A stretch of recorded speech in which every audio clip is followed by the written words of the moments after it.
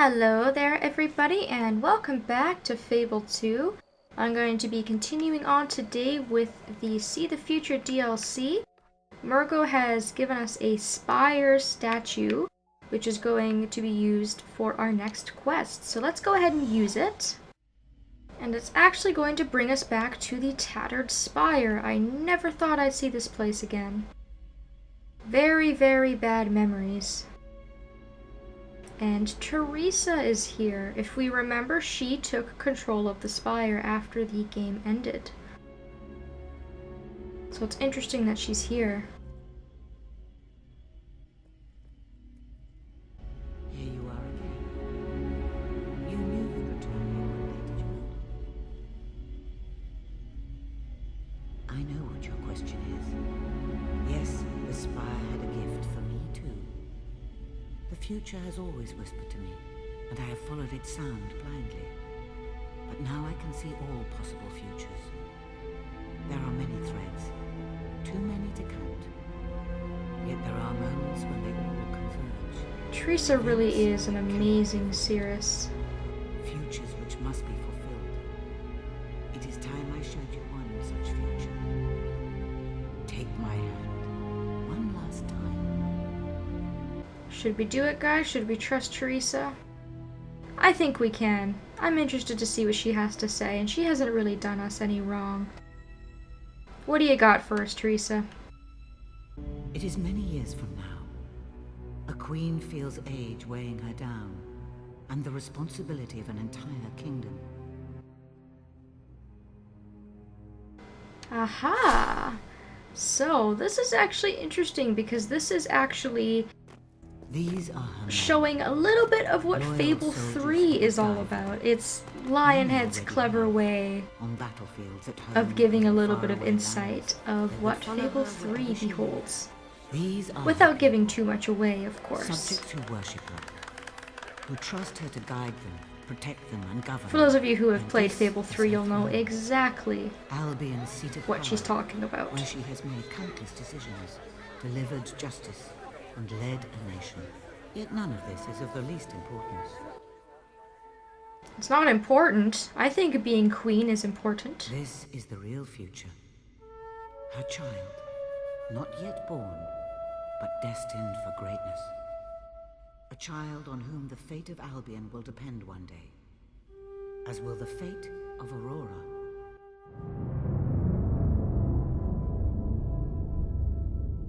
These things you will understand in time. For now, you must live your life and prepare for what is to come. Take care, little sparrow, and remember, I am always here, always watching. Well, Teresa, thank you, I guess. It's nice to see you again, and for your input, but that doesn't really help me in this game. Once you've used this spire, and you've gone to speak to Teresa, you actually get a couple of more items for your wardrobe. You'll get the crown. We also get the robe. We basically get everything that we were wearing in that cutscene. It fits perfectly as if a skilled tailor made it especially for you. And the trousers, especially designed to provide maximum comfort for regal rear ends. Man, I forgot how much I love the descriptions of some of these items. The royal boots. No monarch can adequately tread on his or her subjects without the proper footwear. Each of these boots has a heel fit for a king. Or a queen.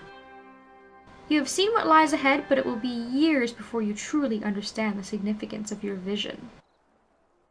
Haha, Lionhead. How I do like your clever marketing schemes.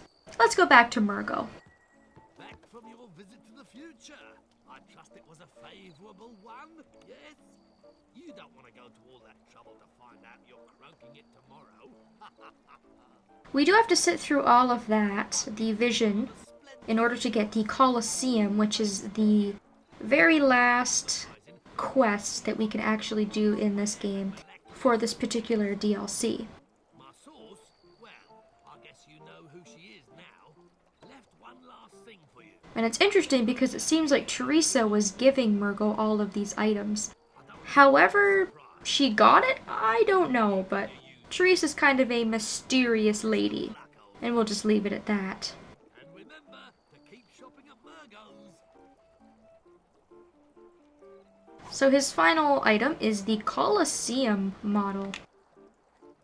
It's a miniature model of a combat arena, though it seems to have been fashioned out of some kind of clay.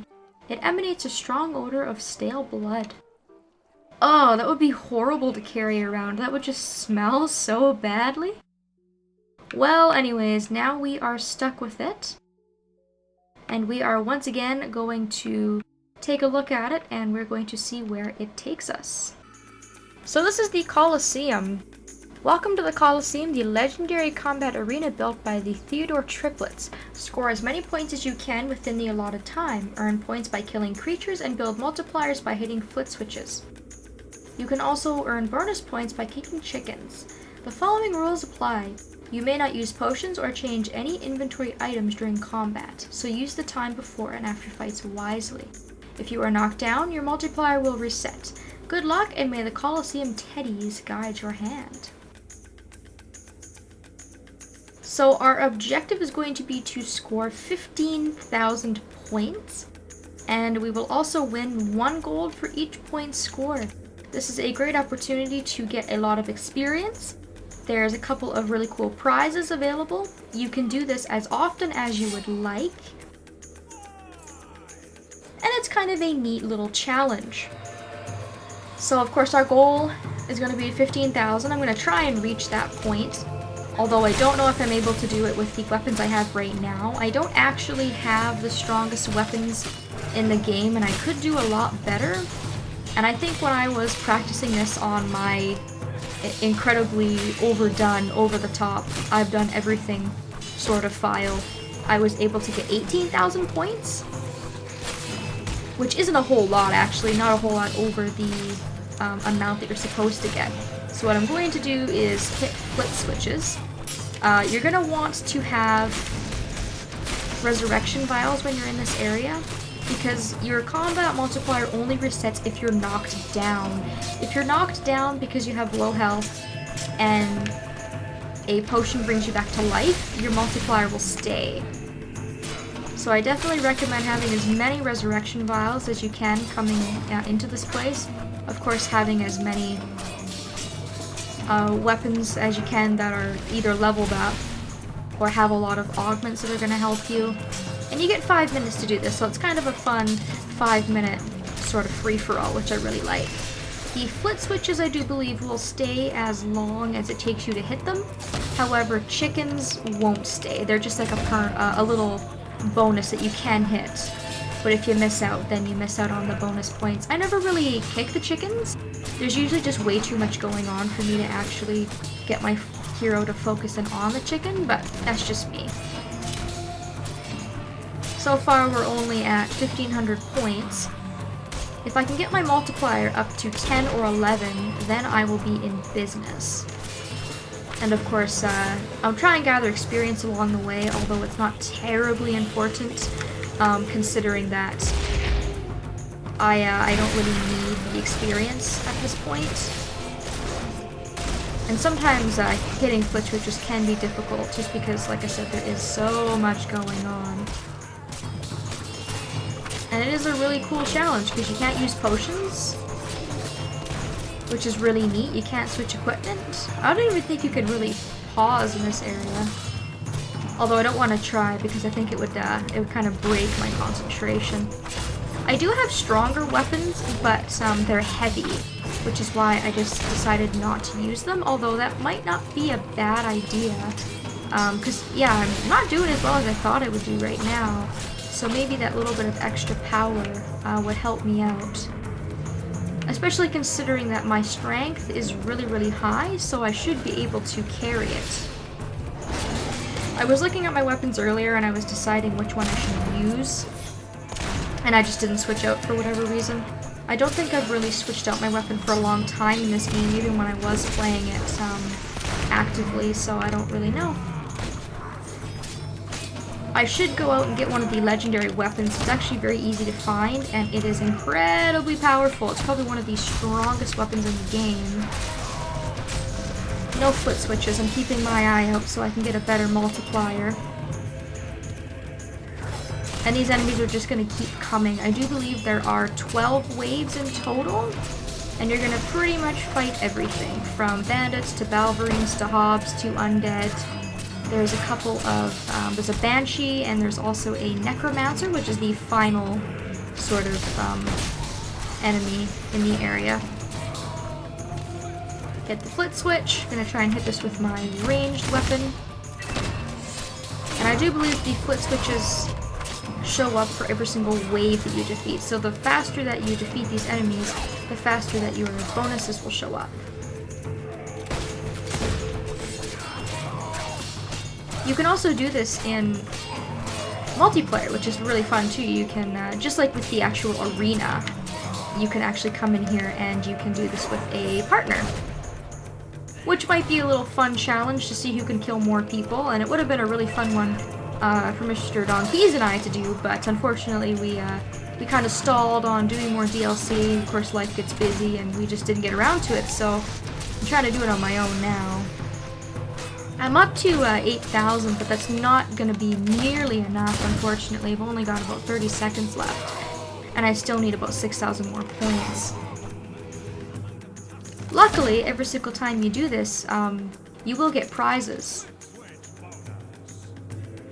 I guess I can hit the flit switch, although that's not going to do anything, seeing as how I'm running out of time. But I got to a little bit just past the halfway mark. After the Banshee, you get to fight the Hollow Men, which will get you a lot more points. So our score was just below 10,000. So we were almost there. About 5,000 short. It brings you up some nice stats here so you can see how you do and you can compare if you keep doing this. So we get some prizes and they differ each time. They're kind of randomized. The only prize that isn't randomized is top prize, which is a legendary weapon. So we get a necklace, we get a book. That's an expression book, I do believe. And that is it. We get third and second prize.